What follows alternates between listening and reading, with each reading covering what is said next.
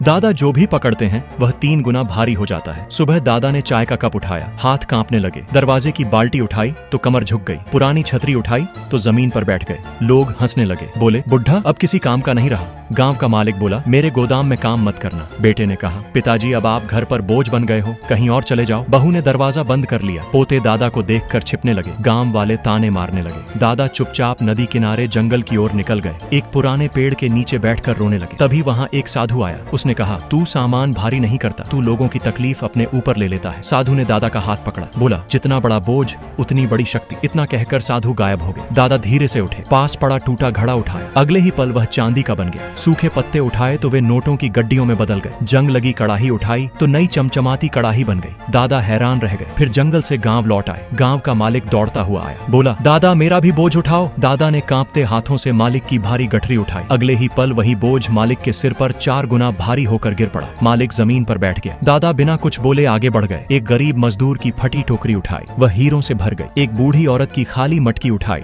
मटकी दूध से भर गई। भूखे बच्चे की पुरानी थाली उठाई, थाली स्वादिष्ट खाने से भर गई। गांव के गरीबों की टूटी चीजें उठाई, हर चीज कीमती बनती चली गई। देखते ही देखते पूरा गांव अमीर हो गया। बेटे ने नया बड़ा बंगला खरीद लिया। बहू ने सोने के गहनों से पूरा कमरा भर लिया। पोते बड़े शहर में पढ़ने चले गए। पूरे गांव में खुशियां फैल गईं। लेकिन अगली सुबह दादा मंदिर की सीढ़ियों पर अकेले बैठे रो रहे थे, क्योंकि दादा ने सबकी जिंदगी बदल दी थी, लेकिन किसी ने लाइक और सब्सक्राइब नहीं किया।